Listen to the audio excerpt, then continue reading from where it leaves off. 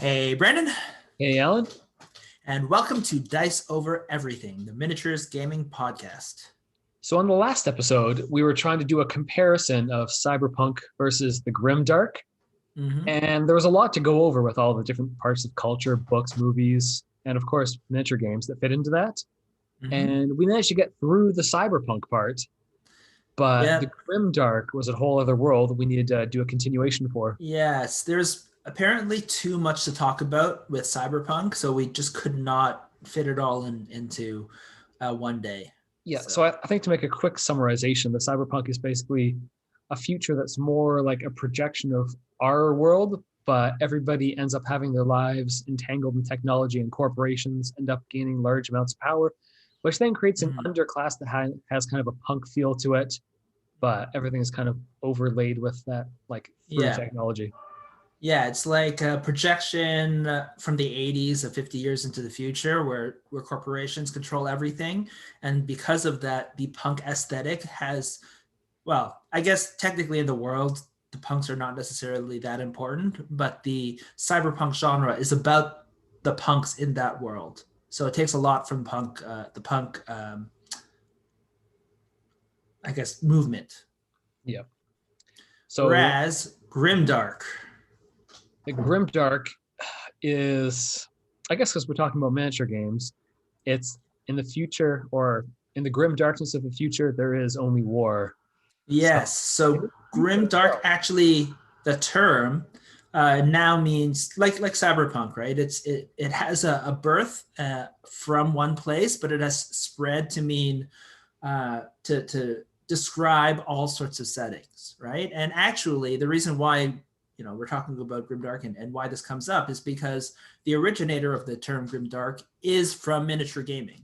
It is Warhammer 40,000. Yeah, that's why we're kind of interested in it. And I think 40K is a Yep. pretty good embodiment of the whole post-apocalyptic grimdark future.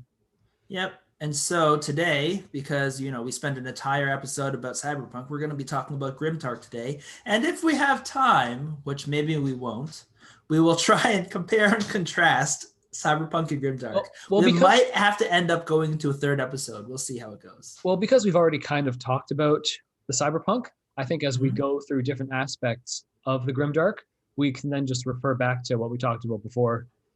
So Or do you want to just focus on grimdark in we'll start off general? with the grimdark in general.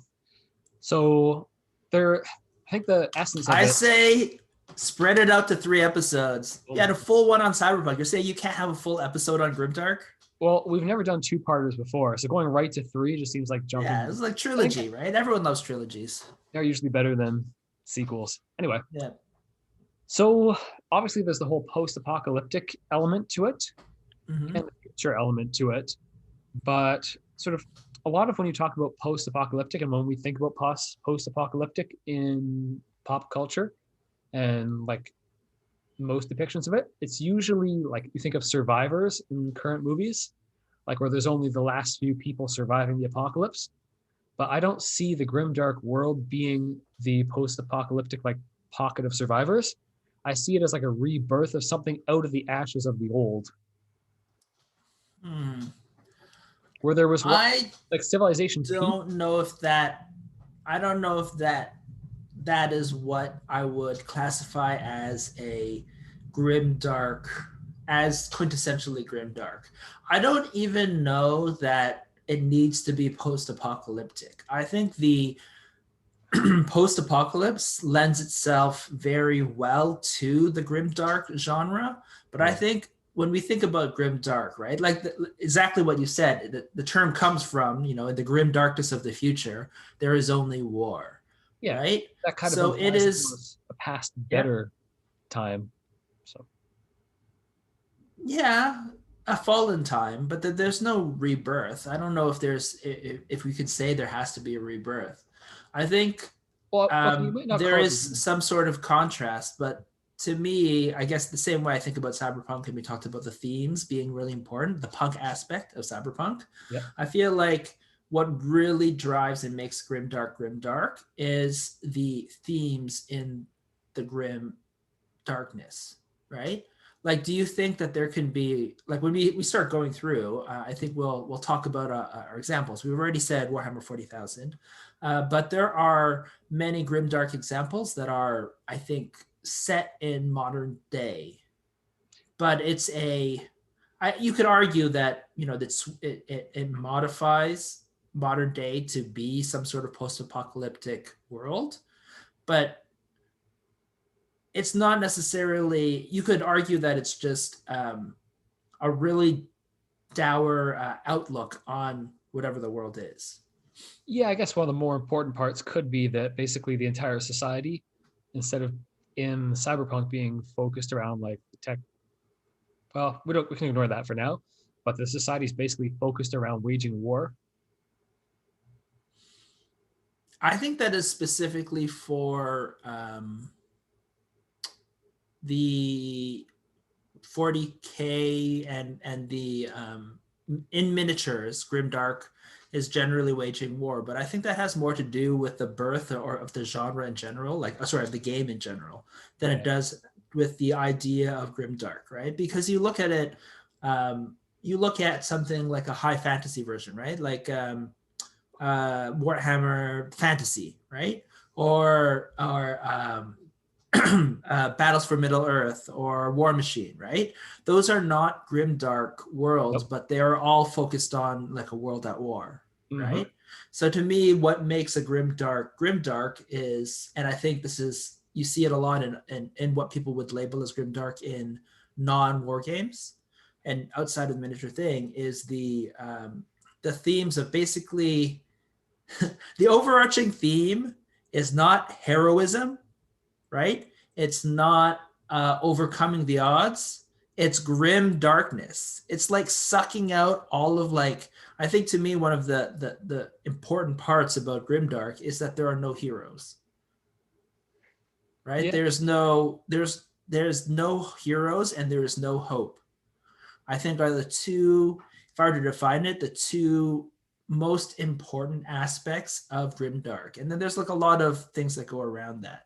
But to me, that's why 40K was, that's what that line sums up, right? Even though, in fantasy world, you could say, oh, in the world of high fantasy, there are heroes, mythic heroic battles, right? Is what you think about it as Warhammer.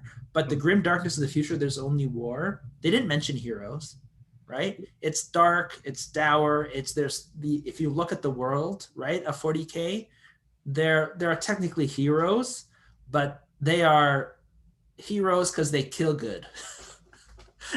Not because they're heroic, right? Like the They don't have setting, noble goals. yes, there's no noble goals, right? Mhm. And if I were to look at, the other things that people would consider grimdark, especially stories that, like, people that don't even play 40K or don't even know about it, will consider things grimdark even when there are no war, when there is no war, when it's not a post-apocalyptic. If everyone is basically an asshole and there are no heroes and there's no hope, right? Then that becomes a grimdark story. Yep. So at least that's the way I think about it. Mm-hmm. So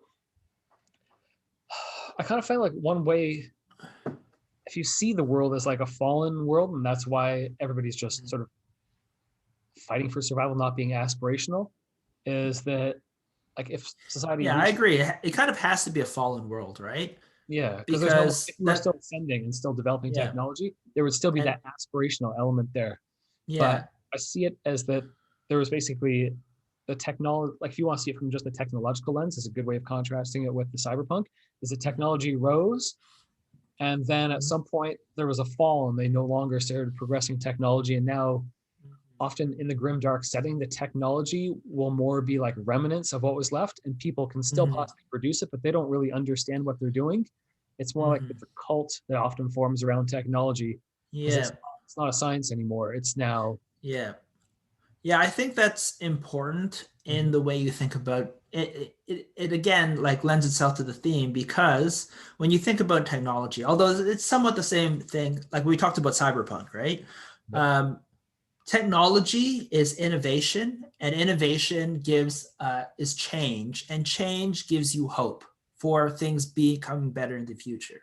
So we talked about cyberpunk. Even though it's dystopia, you see the heroes, right? There are technically still heroes, although they're generally really gray in cyberpunk, but they are struggling with, like we said, right? One of the key things about cyberpunk is that they had technology, that the heroes, the good guys, embrace the technology and try to use that and live in that world to, fight against the man, right?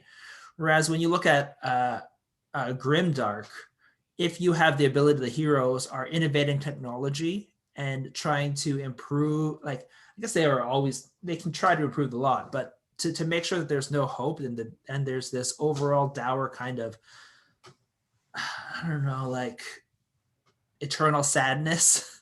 Mm-hmm. You can't have the idea that technology will save you.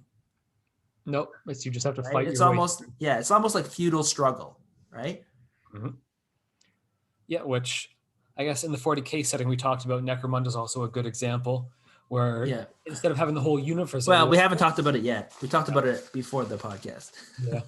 Mm-hmm. So yeah, let's describe a little bit. So you don't necessarily you mentioned. have to, sorry, yep. You can have different scales of war. Like it doesn't have to, Warhammer 40K is the whole universe on a galactic scale being at war, and most of the civilization Galaxy on a galactic scale. And the whole thing of the galaxy peaked a long time ago, and most races are fallen and having the galactic war.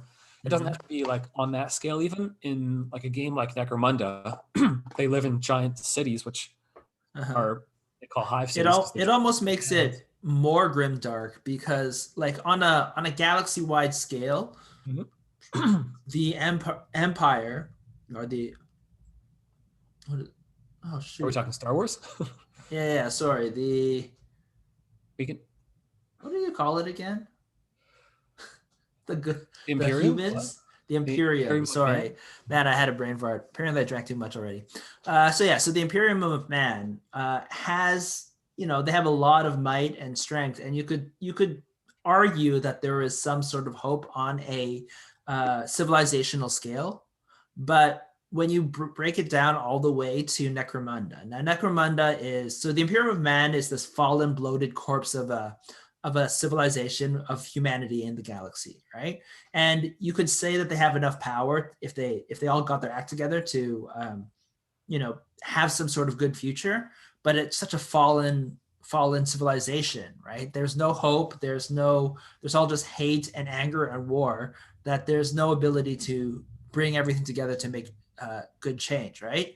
So they're still dystopian and they still have those themes, but when you break it down to like the teeming masses of like one planet and one city and one planet, that is all they're there for is to make munitions for the greater war effort, right? Yeah, within that city, there's different factions. Yes. Around their roles in the city. So you break it down to these individual cogs in machine. They have no way to affect any change on who they are in the world, right? Even their city and their city is beholden to what the galaxy or the war machine of the Imperium of Man forces on them. If they don't make it, then the Imperium of Man will just crush them for parts and move on, right? But then you break it down to the cog of the cog, right?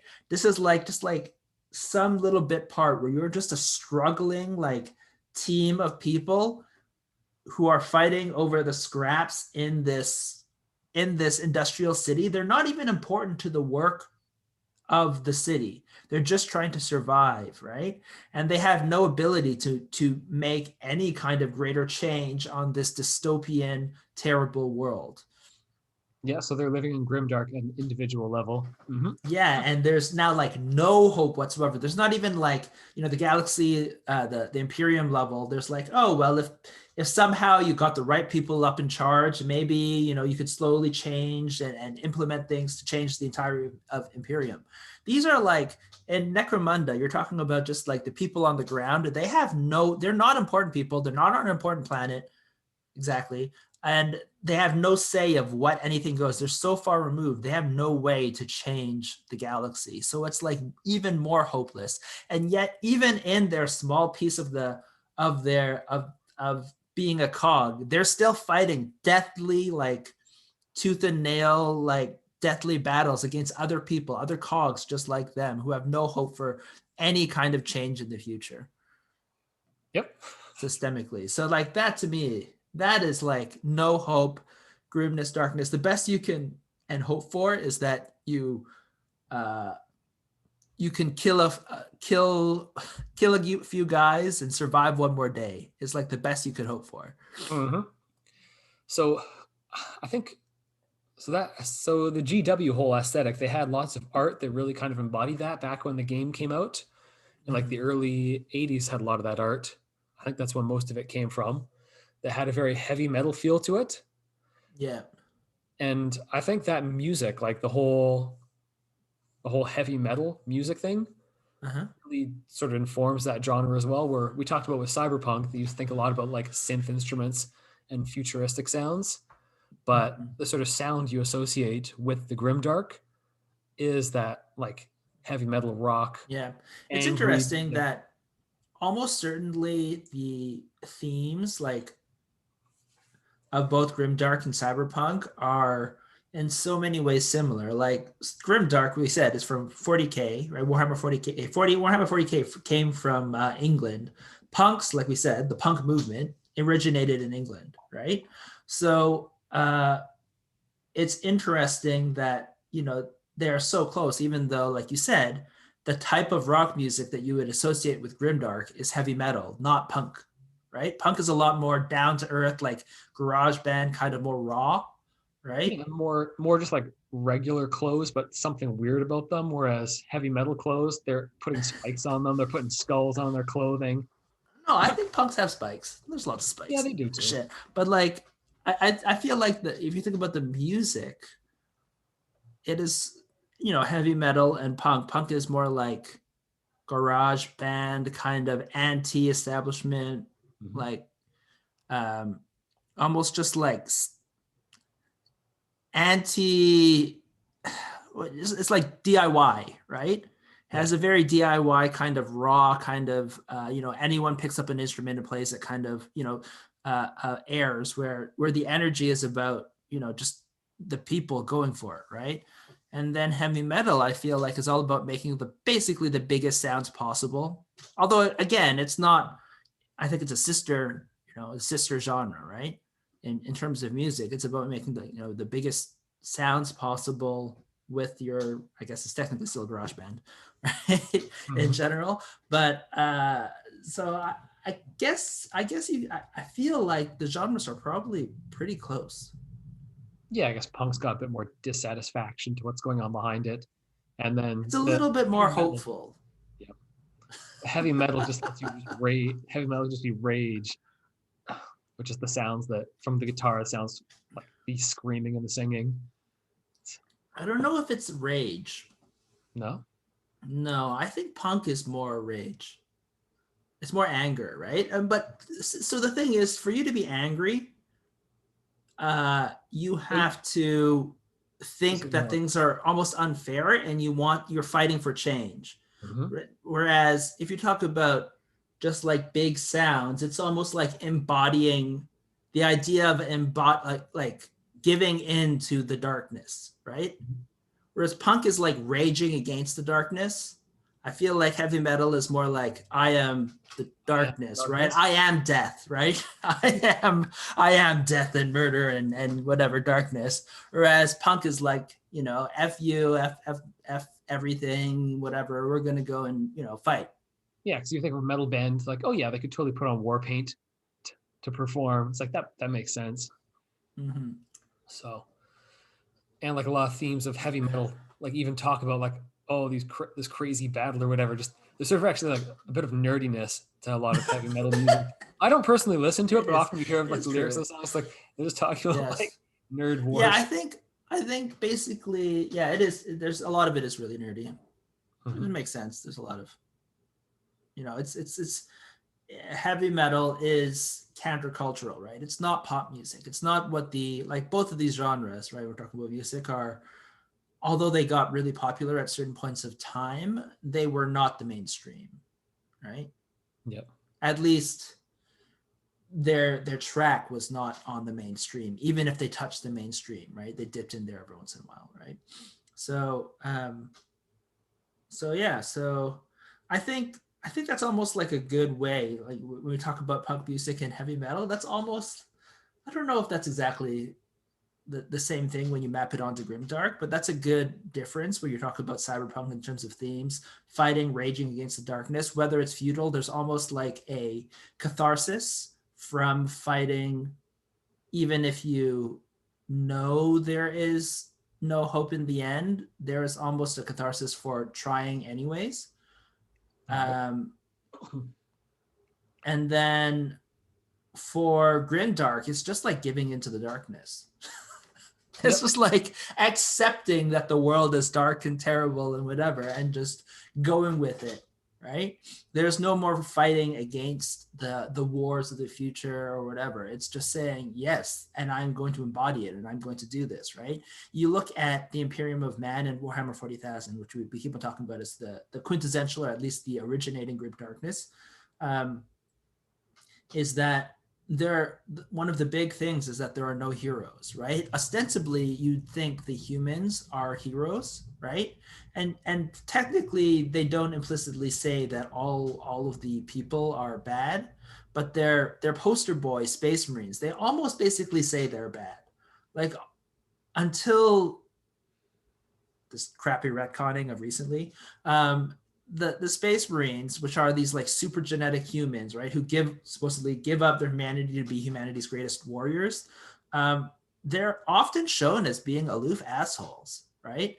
They're dedicated to war. They take war as like with religious zeal, and they will purge cities regardless of innocence to win their wars, right?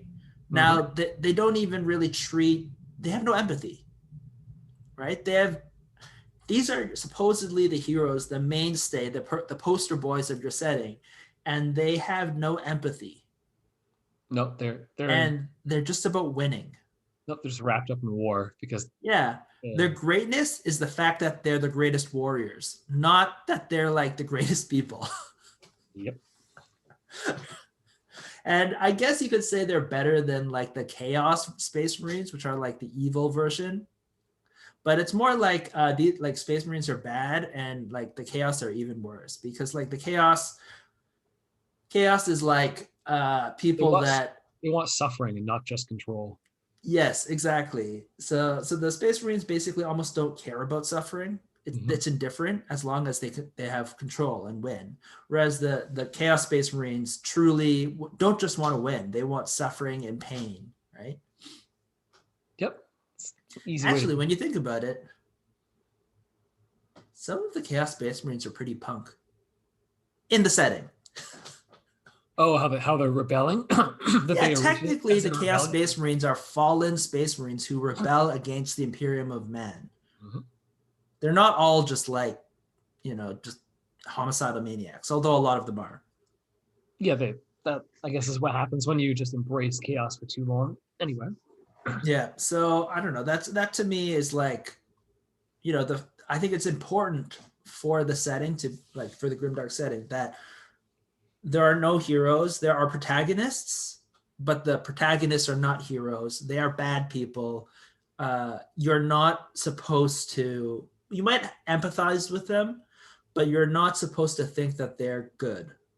If No. you do, at least for 40K, if you do, you're just a little bit messed up, because literally the Space Marines Imperium of Man was supposed to be satire. And again, excuse me, like we talked about Cyberpunk, coming from the Reaganite Thatcher era, literally Grimdark comes from that era, right? The 80s with Thatcher, and a lot of the artists, right, of which Grimdark, these people who are creating things are um, a lot of it was a statement against the government, which they felt was becoming omnipresent and controlling. And actually, the Pyramid of Man is supposed to be a satire of that. Yep. Of the crushing the people to get your goal. Yeah, and I don't know. That's just one thing. I'm just throwing that in there. Like, if you think that the Imperium of Man is good, actually, get off 4chan. You need to unplug. You need to like hang out with better people for a little while. Something is going wrong in your brain. Yep. Even You the are losing Ultramarines aren't hope. that good. You are basically losing all hope. That's the thing. Even if you try and say the Ultramarines are better and nicer than the other ones, you're still. Yeah, yeah. And although to be fair, there was this rebranding exercise in 40K with recently that is actually moving away from Grimdark. But let's get to that afterwards. Let's go through a few more examples of Grimdark. So we have, we've mentioned obviously 40K, the originator, but what are some other examples of Grimdark? Do you want to go through miniature games, or do you want to move towards movies like we did with Cyberpunk? Yeah, let's do movies and then miniature, But whatever. okay, I think the easiest one, as we were saying with like the evolution of the technology to make movies, Mm-hmm. that bringing these realities to life lately has become much easier. Like back Yep. in the early 80s, they had the ideas, they had the books, but now we can actually do the movies. I think from the last few years, one of the best examples might be Mad Max. Yes. Because, Well, there's a little bit of hope in Mad Max, but yes, in general, yes. yeah, that you've got your factions that are remnants of the previous world, and they've Mm-hmm. got their technology, which is all these cars, but they're not using the cars in the way they're meant to have been used. They've kind of taken on a Yes. religion around the cars, and Yeah. they know how to maintain them, but not as like not a theory or not how they Yes. be And maintained. you and the entire theme is like this dying world, right? These people are fighting over water, Well, it's almost like the and world there's already. almost no hope. And there's almost no hope. If we're talking about, do we want to do spoilers, or do we want to just talk about the old movies so no one cares about the spoilers? Well, we can just talk about it in generalities. Like, don't have to say Okay. how it concluded, but I think they're. I wouldn't call it a survivor movie because it seems like their population is stabilized. Like something terrible happened, and everybody died. But at that point, their population is kind of stable. But they're all basically a bunch of roaming war bands, and they're and I they're don't think they are stable. no. I think they are on a slow and steady decline, I Okay. think is the theme of Mad Max, right? Is Yeah, they're that running you into have water. these surviving people who are slowly dying out, right? Mm-hmm. And it's not, you're right, it's somewhat stable as in like they're not all gonna die from a big drought tomorrow. It's not 28 days later. Yeah, uh, 28 days later is 28 days after everybody died. yeah, okay, yeah. But it is like it almost feels like an inevitable that everyone or at least most people will die, right? Mm-hmm. That are still fighting, and you see the kind of collapse and these people struggling in the world. Now, I do agree, like the general setting is so dark and dour, and even though there's a hero, the hope in that story is like threadbare, right? Yeah. And it almost makes sense if the hero just dies and fails in the end because of how appropriate it would be for the setting, which makes it so grimdark. It's like you almost are expecting it to have a really sad ending, and that any last vestige of hope is crushed from you at the end of the story. That's what you kind of expect. Whether or not that happens for whichever version, you got to watch the movie to find out. But Yeah. yeah, I wouldn't say the movie's based around hope. It's based around sort of just the survival in a world of darkness, of grim darkness.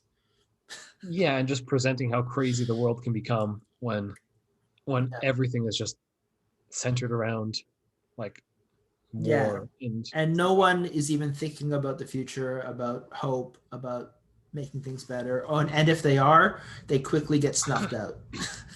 yep. They are considered in many points foolish for thinking about, hoping for a better time in the future. Yeah. If they're thinking Right. idealistically, they just get laughed at. And Yeah. also the heavy metal aspect of it's very cool. Oh, no. Yeah. By the way, Mad Max Fury Road, amazing movie. You should watch it. One of the best movies of the 21st century so far. Yep. And I'd it's say it's top 5, in my opinion. mm-hmm. Not even top 10. Well, not only top 10, top 5, I think. Oh yeah, for sure. If you like action movies, that's Yeah, I amazing. think it's almost perfect. Like it again, it has a very specific thing it's trying to say, and that's how I write movies, right? If it does exactly what it's trying to do on the tin, right? If it's successful, and I think Mad Max Fury Road does almost every single thing it's trying to do, and it is a standalone movie, so you don't have the stupid like genre or like what do you call it, history that you have to pick up on. No, it works so good. There's just a couple of things that broke it for me that otherwise it'd almost be perfect. Yeah, um they weren't quite as worried about tying it into other movies. yeah, I'm totally fine. I like that better actually. The things that annoy me is like a lot of these, just a tangent about sequelitis on movies. um like I like superheroes. I grew up reading lots of comics. I still occasionally dip into that pool. But the thing I hate most about the new, like that I started out loving with superhero movies and now hate, is the crossovers, because it has introduced canon and like history. And I grew up reading comic books, and every single comic book I read, almost to a T, if it was about superheroes, was ruined by crossovers.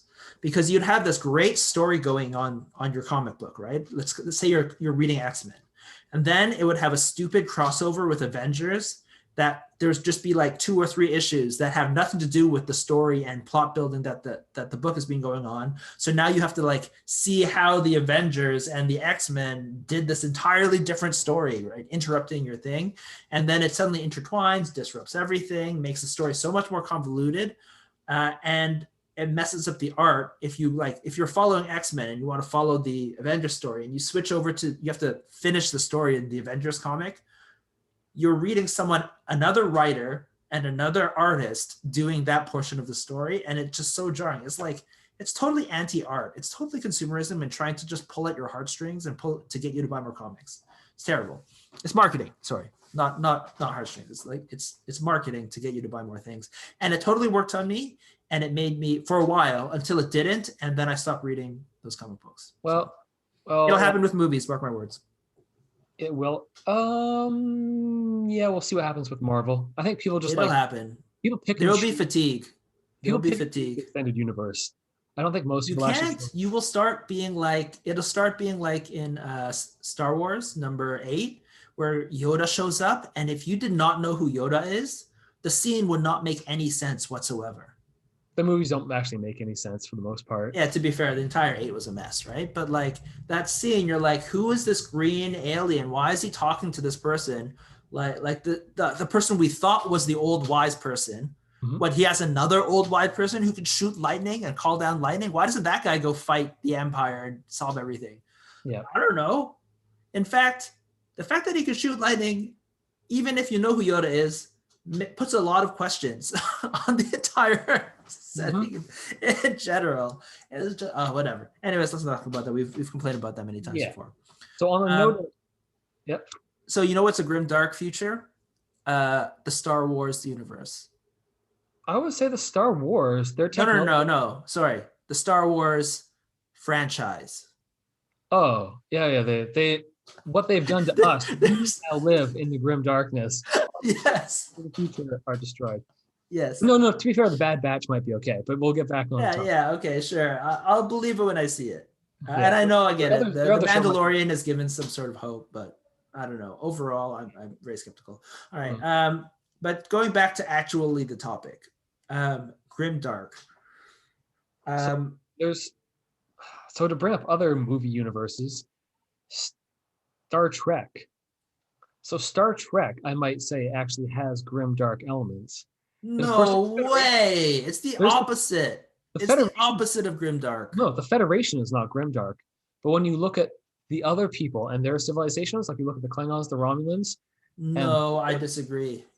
I disagree heavily. Okay. You want to know why? Because the Federation is there, and the entire story is predicated on the light of the Federation going to the civilizations that you would think are dark, which that are threatened to be, you could say, consumed by darkness.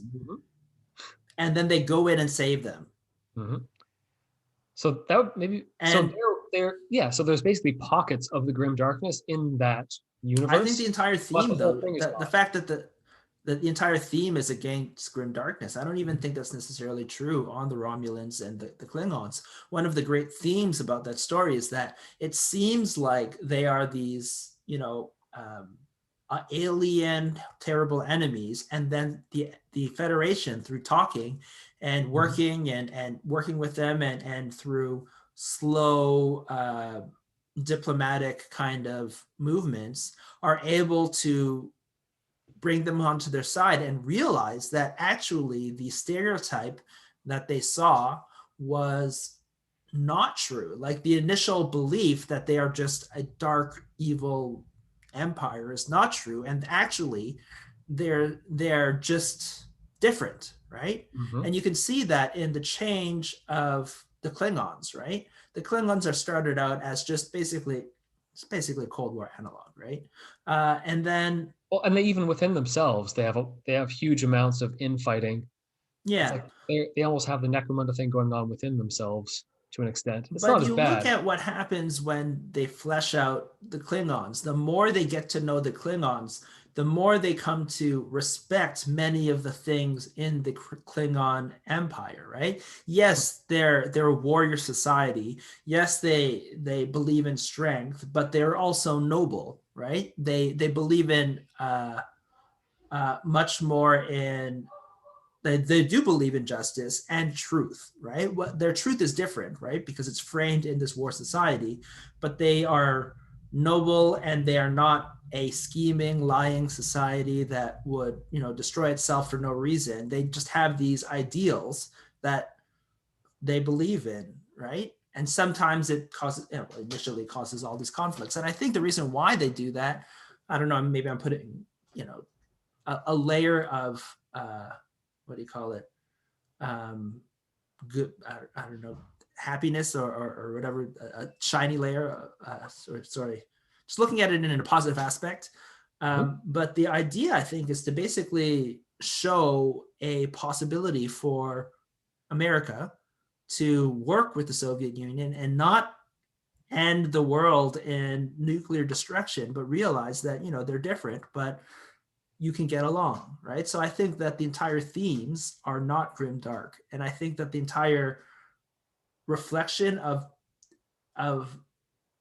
federations looking at them as grim, dark, and evil is supposed to be incomplete, and I think that Mhm. is tied in heavily to the themes. Now, that's my understanding because Gene Roddenberry was a hippie, and wanted to give peace a chance, and the entire idea of Star Trek is to be non-dystopian Mhm. and actually be hopeful, right? Yep, but they have to show some sort of dystopian aspect for them to have something to push against. I don't think it's dystopian though, right? I think No, it's it's not just like dystopian. some things When they that look, some conflict that you need to overcome, right? Dystopian is not just like uh is just some bad stuff, right? You don't call like, oh, the fact that the phone bill in Canada costs like so much more than the rest of the world dystopian, Mhm. unless maybe you do, but You, like, mhm. but that's just a bad thing that we need to overcome and fix, right? It's not a dystopian kind of thing. The dystopian thing is heavily about a collapsed society, about a society wide uh crumbled society that is not that is dysfunctional. And Yep. I don't think that's what they were trying to do with it. Oh no, not what they were trying to do with it, but from like the perspectives, like some parts of the Federation, I think the person would see those other civilizations as being wrapped up in like a Yeah. dystopian world, and they have to be fearful of them. Yeah, I'm but not I saying they feel like the show. themes of the entire story is No, not opposite of talking about that. not Yeah. talking about the theme of the whole story, Mm-hmm. but of like the perspectives of the people within the story. Yeah. When they look at each other, they see the outsiders as living in that sort of Yeah. civilization. But then the story builds that they're You know, actually the, not that way. That's just the well, they're perspective. not. They're not. They're more gray, I guess you could say. The Mhm. Federation is entirely not entirely good, but mostly good, right? And Mhm. then the other ones are like gray. They're good and bad. And then I guess the Vulcans are actually basically perfect. They're like all good. Mhm. Doesn't it feel like that way? How they do it? Like the Vulcans, do they ever do anything bad? Only if they don't train themselves properly. This, And then they become Romulans, Mhm. and they run off to hang out with the Romulans. Yeah, sounds like Yeah, Dark Elder. Anyway, yeah, yeah. Okay. Yeah. So, hmm. Are Vulcans just elves in space? That They occurs. have pointy. Oh my god, I didn't think about that. Wow, I'm the last man to the party. Apparently, I didn't realize that. Is the whole thing just fantasy? Anyways, we can deal with that Okay, some other point. We don't have all time. right, all right. The one that I wanted to mention Okay. for movies and also comics is Sin City. So that's like This is that falls under like the film noir category. yeah, and it is grimdark. It is, I think, in terms of media, that is a grimdark story. That is, you look at any character, although it's set in, I guess, relatively modern day. Um, they're not. No character is good. Everything you see is bad. There's no idea of hope. All of the main characters are basically assholes who just happen to be it's almost like they're doing the last thing good about themselves till they die. The only good people are victims, right? The good people are victims and prey. And then the heroes are heroes because even though they're bad people, they like a good person. And so they will die saving that person by killing all the other worst people. They do something good for their group, like their clan. Yes. They're a hero of their clan. Yeah. So they So become yeah, and then the very, good people, like, is it like they're all tinged in some, like they're all damaged and tinged. Even the good people, while they might be good people, they're the good people are not hopeful. Even though they're good people, they're not like hopeful people. They're just good people. They're like, you look at it in a normal dystopian story, the people who are struggling against the thing but being good people, and then but they're not even the protagonists. They're just the innocents that the hero protagonist, gray, super gray, probably actually just bad guy, right? Is the main character, and he's going out, and because he decides this one time to help that one innocent person or a couple of innocent people, just this one time, he's a good person yeah. by killing the even worse people. Yeah, I think up that. I think before the first show, I looked up more about the difference in film noir and what I would have thought the difference is. But anyhow, it's fine. I'm not that big of a film buff to want to differentiate film noir from grim dark. Obviously, I think like it is grimdark. I think you would oh, you that would label particular it, movie, yeah, I would say is yeah, grim dark. It's all about the factions. It's just the setting happens to evil. There's no good. There's no idea of even there being a good side. All of the, like, it's everyone is an asshole and shit all up and down the ladder, up and down the power scale, right? Sometimes they go and fight the big, powerful people, and they're assholes. Middle level, they're assholes. Everything is just, yeah, it's a film noir, but it's not like your traditional film noir that's like a detective mystery sort of thing. It's basically like more all out war than a detective trying to like find some evil mastermind. yep, no hope. Again, you see Mm-hmm. those themes, right? There's no hope. There's just conflict. The people are bad. That's the kind of thing. Um, Yep. So I guess in Firefly you could kind of almost see the revenants. Well, maybe revenants are more I like don't know. zombies. No, I So in think my the revenants opinion, is more of a zombie thing. in my opinion, I don't think you can take a story and classify a portion as grimdark. That's what I'm saying, right? I think Mhm. a grimdark, just like Cyberpunk, right, is the themes The whole story. about the story. So Mhm. Cyberpunk is set in a world, but it's focused on the punk aspects of that world, right? The world doesn't have to be entirely cyberpunk. But when you talk about cyberpunk, it's talking about the portion of the world that is Central to the punk. story. Mhm. Yeah. So when you talk about grimdark, if the central story is not about the grim darkness, even if there's you could say, like you said, like there could be a greater world, and there's a portion of the world that is grimdark, and I guess you could say Sin City is the kind of thing.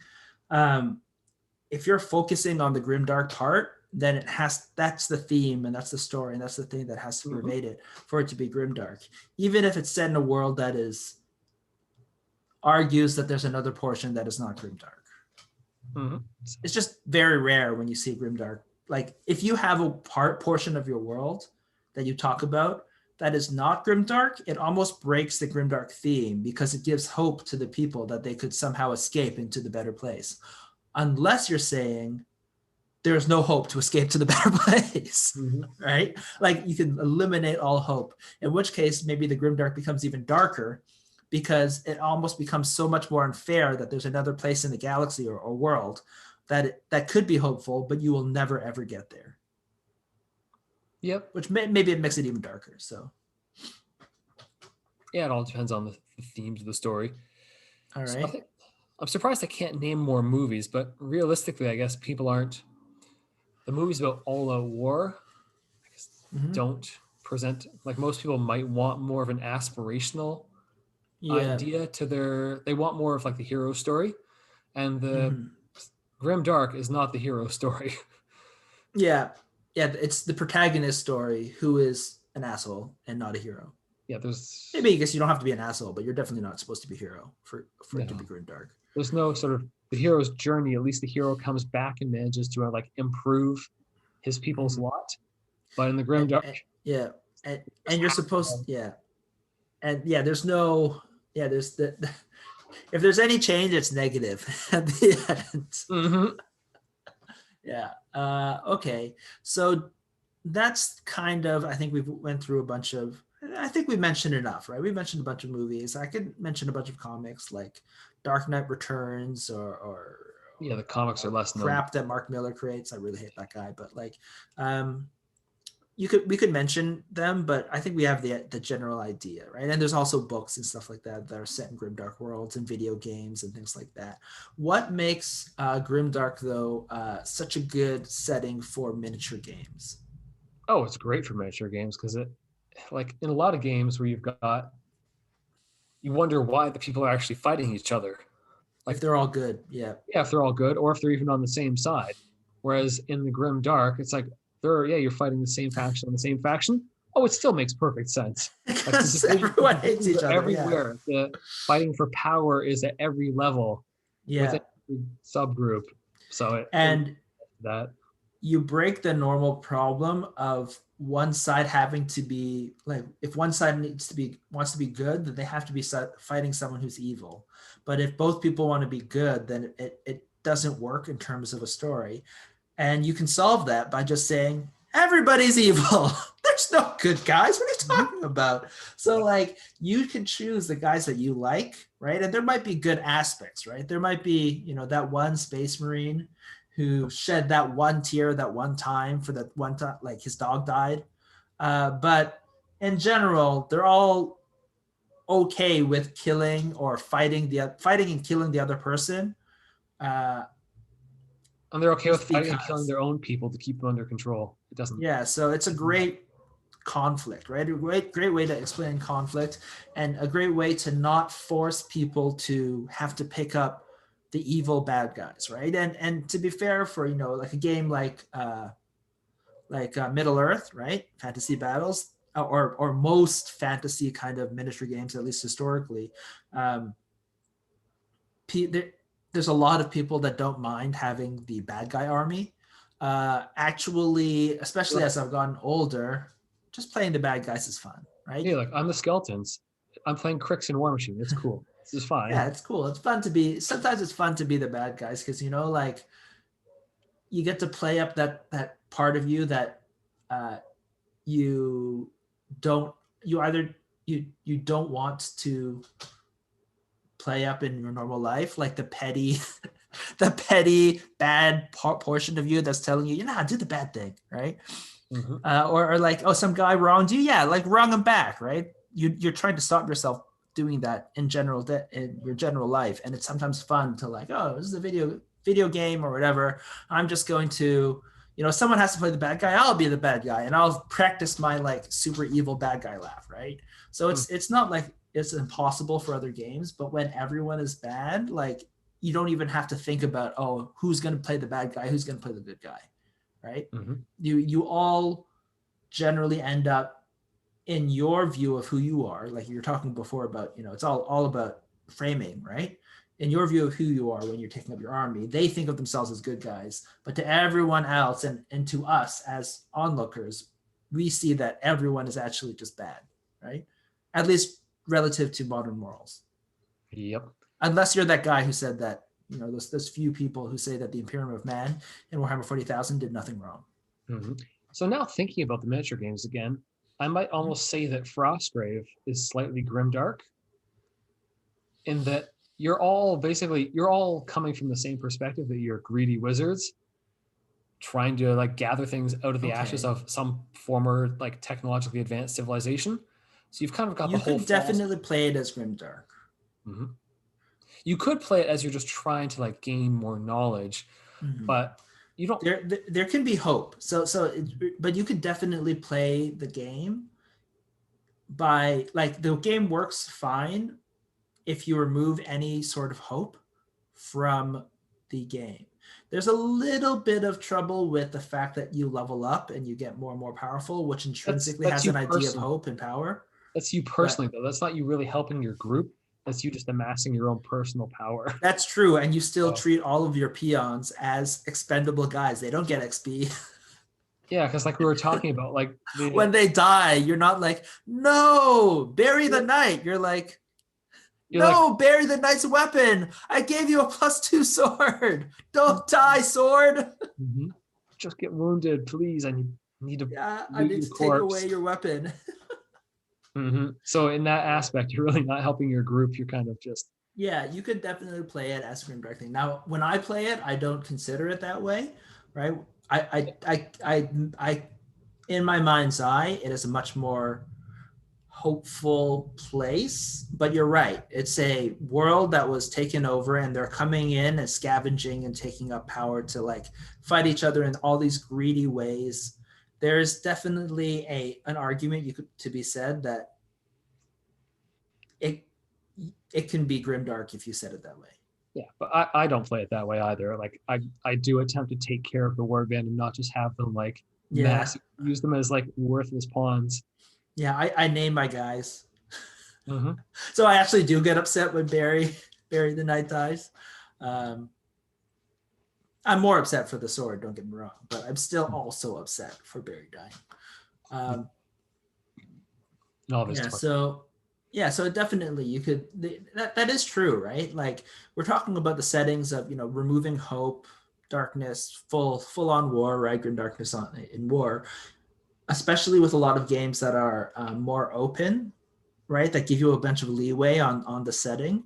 You can read, or you can insert as much hope and darkness, right, as you want in many ways. And so you can take because Frostgrave is so agnostic, although the setting has been filled out more recently, you could take it in a grimdark path, and I don't think anyone would even blink an eye. In fact, it would literally be the Frostgrave setting. It's just, yeah, it It's would just it would work totally. who you decide you are within that world. Yeah, Mhm. and how you frame your battles, right? And how you frame your And opponent. yeah, and how your opponent plays up their character and whatever, right? I think we play it more as like a fun, almost like um, adventure story. At least that's the way I think about it more. Mhm. Although sometimes you accidentally kill your opponent wizards. Really, you're just trying to kick them off and take the treasure, right? So it's not as tooth and nail whatever as you would think of as a grim dark story, right? Mhm. But yeah, it definitely could be played that way. All That's right, so we said Necromunda. We said Frostgrave can be. Yeah, go on. I was going to ask if you had any other thoughts, because oddly, like as we said, the theme of a grimdark universe suits itself perfectly towards miniature games, and Mm-hmm. like we've already talked on a lot of episodes about the skull aesthetic and like the Mm-hmm. hardcore like bloody giant knives, spikes all over everything being a major aesthetic. But oddly enough, not so many of the games actually feel like they're grimdark. Like a fantasy battle is Yeah, not like grimdark. They're yeah. I feel still as like a progressing. lot of them are not. Yeah, it's not. A lot of them are not in that fallen world, right? Like you're talking about that hopeless world. I feel like the biggest thing, the reason why we think about grimdark in miniature gaming is because 40K, Warhammer 40,000, is the largest miniatures tabletop game by far, and it casts a long shadow, right?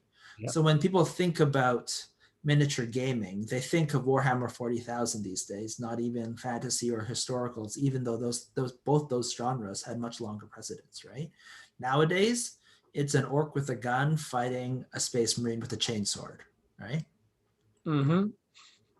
But I will mention a couple more. I think it's not that they're not there. You could say that they're just not necessarily as popular. So there is a game, Dark Age. It is it's a world set on it's a game set on a world that is basically dying, right? And basically all of the rest, it's basically all of the people who with means abandon the world because it's a dying world, right? They basically accidentally kill the world, and so all the rich people leave, and the people on the left are in this post-apocalyptic dying world, and they're fighting for the scraps, right? So it's kind of like you could say Mad Max kind of thing, but set in the kind of sci-fi future. Yeah, I took a look through the miniatures, and they have sort of a fairly Yeah, grim, dark feel to them. yeah, They are you quite can look. expensive, so I don't really jumping into the games. They're definitely during that period some of the nicest miniatures during that time. I think Like about versus modern miniatures, like you look at Infinity, I don't think they necessarily hold up as well, but they're still quite good miniatures. I would say overall during their heyday, they were better than Warhammer 40,000 at the time. that was about Nowadays, Warhammer 12 years 40,000 has ago. stepped up their game, so I haven't really taken a good look with modern aesthetics, but they definitely at Dark Ages heyday, which is probably like 5-10 years ago, maybe 10 years ago, Mhm. they were quite good and growing. But like any grim dark world, the game also leaned too heavily in and started to wilt and die. Got too deep, Yeah. and now when you try to play play Dark Age, you'll be have trouble trying to find an opponent. Yeah, Yeah, build each other off too well. All right. yeah. And then another game, a fantasy game. We talked about, like you said, fantasy. You'd think that it would be uh, easy, or there would be a lot of them because of how good that kind of setting is. Is Darklands. Now I haven't actually played this game. I technically haven't played Dark Age either, but Darklands is has these beautiful miniatures. From Mears, Yeah, from yours. It's called Darklands, right? It's called I believe so. Darklands. Dark Age. Yeah. No, Darklands. There's a lot of dark going on out there. I knew I should have written this down. I literally said, okay, I'm writing all these down. Mhm. And then I did not. We got distracted talking about, I don't even remember. Darklands, you were correct. Yeah. So, Darklands, they have beautiful miniatures. Now, some of these monster miniatures are like some of the nicest miniatures that you can buy now. So, Yeah, if they're you're, pretty big, so they're pretty expensive. yeah, they're beautiful and they're well detailed. They look great, right? They're at the size where like hand sculpting really works. They're beautiful. And that is a world that is super dark, just by the name. You look Yeah, at the and the whole things the like aesthetic. every force of humans allies with monsters. So no matter what kind of humans you take, you are not dicking around with being shiny and holy or something like that and only having angels on your side. No, every single force, if they want to survive in the world of Darklands, you need to recruit some monsters to help you like kill and eat your enemies. And you're some So, form of barbarian. You're maybe the forest barbarian, yes, or maybe you're the chaos barbarian, or you're yes, like exactly. wolves barbarians. Yeah, so it's definitely dark though. So it's a beautiful aesthetic. The only Yeah, issue is the game is quite too expensive, expensive. but I think in the last few years they've started doing more of them in metal rather than resin, so that they're more Reduce the cost, yeah. affordable. But I think that's this point that stops people from playing that game. I don't know about the rules either, honestly. Yeah. They've been around long enough. I think they've Maybe got. at some point, technically you can just buy, like we have so many models. We could definitely play the game without actually buying the models, maybe just buying some of the super sweet monsters. But again, there's so many games that's just on our list. Like this entire year of not being able to play new games has really put a damper on trying out these things. Mhm. Yeah.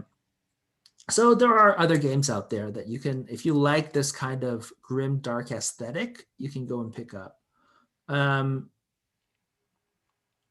Like, do we want to So make any more contrasts if we to Cyberpunk right now, rather than going on for another episode? Because I don't think there's that much to contrast. We've sort of already contrasted it as we went. yeah, just by talking about them, by the both things, you kind of see the differences. Yeah, so I Yeah. think technology You has this. come up with your own as homework. Come up with the 5 top differences between Cyberpunk and Grimdark and how they're so different.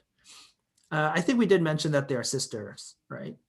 They're very close, Yeah, they're and I think it's arguable that cyberpunk is kind of a subgenre of grimdark. I think maybe not. I think that there is, again, you could say that there are grimdark stories in, you can tell grimdark stories in a cyberpunk universe, mhm. like featuring punks who ray, like, who are very punk like. So you have the themes of punk while also having the themes of no hope and darkness and that kind of things. I don't think those are antithetical to each other, right? So you can definitely have both in a story, and the cyberpunk universe can be, even though it's not necessarily your classic grim dark world where people are just shooting each other. Yeah, but there's usually um, an underclass and an above class in Cyberpunk. yes, exactly. Whereas, And the cyberpunk, but the punk portion, the cyberpunk people are dealing with the underclass, right? mhm. Which lends itself very heavily to, yeah, like getting shot by just a passerby who wants to mug you and take your Yeah, cool cybernetic implants yeah. to So if a sell them story is for a entirely few. set within the underclass of a cyberpunk world, it could be sort of a grimdark setting. Yeah. But like the entire world is not fully grimdark. Although you could argue it is, depending on how much you hate capitalism. Mm-hmm. Um, Obviously, like I would but argue yes, but if you're, I don't know, American or something, or I guess the conservative or something, commentaries in maybe different. Cyberpunk, you have sort of the capitalist dystopia, and then in Grimdark, you have sort of the authoritarian dystopia where the they've created a. That's another, now don't make me go political about how the capitalist dystopia is an authoritarian dystopia. I It's already just did. it comes from a different source. It's just a different angle to get dystopia going. So uh, it's just labeled differently. It's like literally you could just swap them. I think the in a lot of power, ways it would be the same thing. the power angle just comes from somewhere else. Yeah. All right. So yeah. So that's basically it. Um, I want to go. I guess the last thing I want to talk about is, so that's basically grimdark. I think we went through a whole bunch about it. Games that you can play, relations to cyberpunk. But the last thing I want to talk about is um, Warhammer 40,000, going back to the OG Grim Darkness. Have we And dumped on it what do yet? you think? Sorry, Have we dumped on 40K this podcast really hard? not hard enough. That's why I want to Okay. bring it back up. All right. So I think we've mentioned that. I think you can hear maybe from the way we talk about it. We definitely are fans of the grim darkness of Warhammer 40,000 universe as we have known it in the past. What do you think about modern Warhammer 40,000? I can't comment too much on it because obviously they've done the Primaris angle where they're doing a bit of a revitalization of the world, like where they've actually started creating new technology and all that. Mm-hmm. But I think it will work if they set it up for a fall. But if they keep making humanity look like it's the sort of only civilization that's sort of moving forward, then Mm-hmm. it breaks that mold of everything being grimdark, which is it's wrong. Mm-hmm. Yep, I feel that's exactly what my feeling. I think it's not But, just. but I think it's not wrong to bring the Primaris in if they set them up for a fall. Like it could work really well. Like, oh, somebody's actually trying to get ahead in this world. Mm. Oh, it didn't work. So I guess the idea is like nothing is more soul crushing than having hope and then having that hope smashed. It's Exactly. more soul crushing to have hope and then have it be smashed than to have no hope at all to begin with. Exactly. The higher you fly, the harder you crash. Fall. Yeah. Um, Yeah, I think that's true, but I do see a shift But entirely do I in think they'll partially take? in tone and world.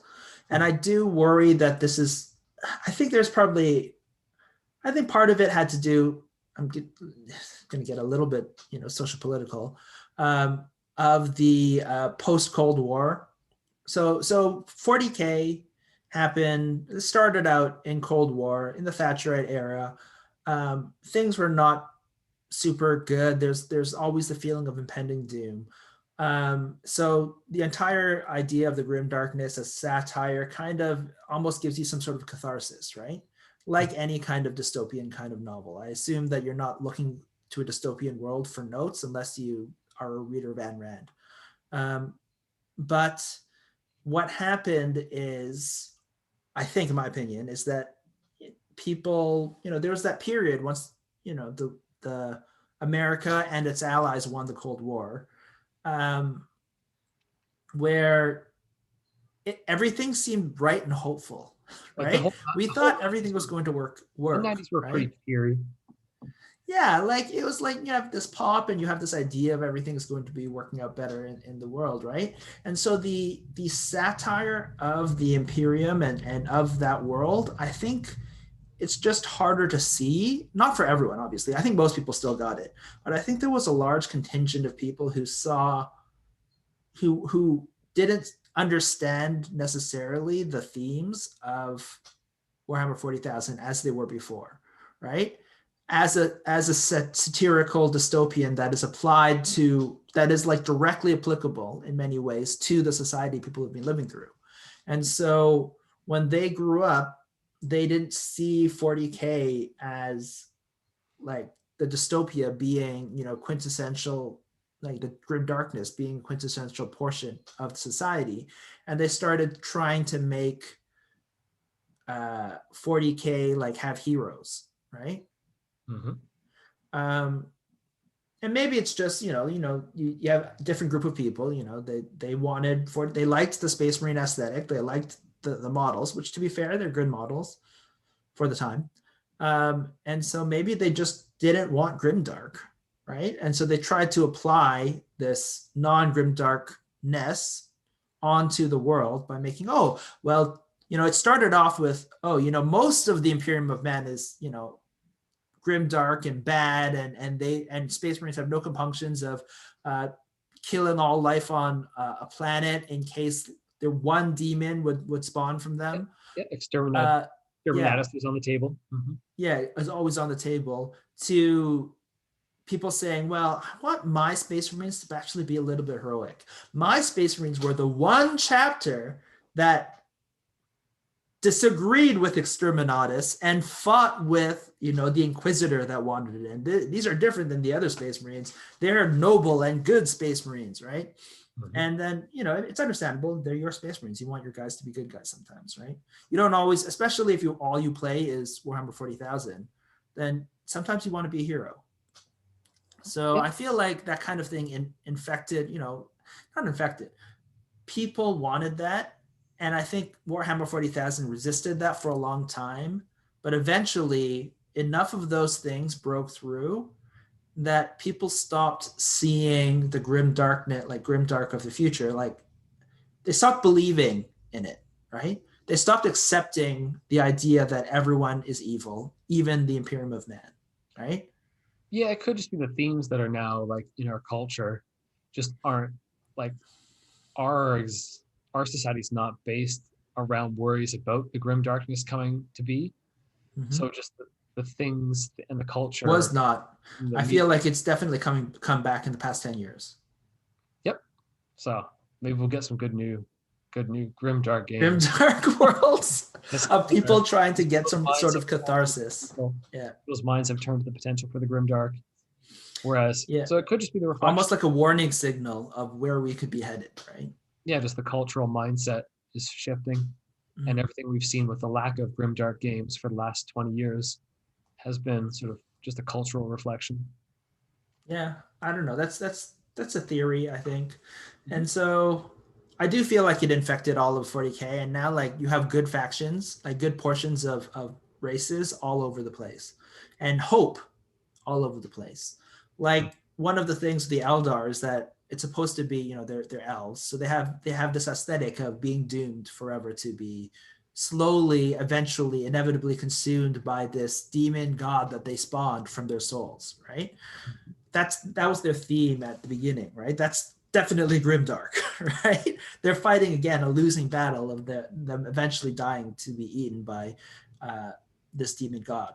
Um, but they then created hope by saying, actually, instead, all these Eldar have decided to create a good god to fight the evil god, right? And now you have these entire groups of Eldar who have hope now and who are fighting for hope. And it was a major plot line You know what? where they birthed. It's not just that it was not just like a whisper. Now it's literally canon, and this god has basically been birthed and has an avatar. You know what? I'm going to go with the same line as the Primaris.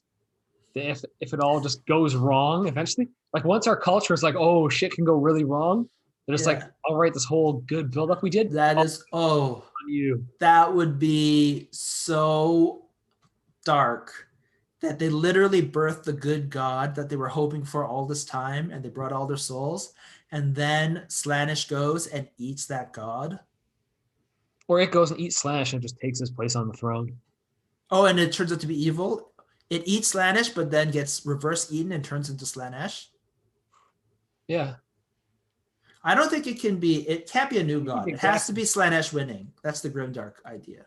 So it's like it could eat Slaanesh, and then it literally turns into Slaanesh Uh-huh. because it's eaten so many of these evil souls, right? Oh, Yeah. that would be cool. What's the line about the king? Uh, the king is dead. Long live the king. There you go. Yeah, that would be dark. I know. It would be the right thing to do, but as we know, GW doesn't all rarely does the right thing. And there's our knock on GW for the day. All right. So I think it's time to wrap that up with our knock of GW. A wrap up of Grimdark, and we managed to fit in Grimdark versus Cyberpunk. So I think this will just be a two-parter. Um, if you have any thoughts about Grimdark, if you have a game that's Grimdark that we didn't mention, give us a shout. We'll definitely look it up and try to play it as soon as this this pandemic, this grim darkness of the real world has let up. Yeah, we'll try to check it out and play it. You can contact us at contact@diceovereverything.com, or find us on the Facebook group at Dice Over Everything Group. Yep. Come check us out. All right, this has been Alan. It's been Brandon. Bye.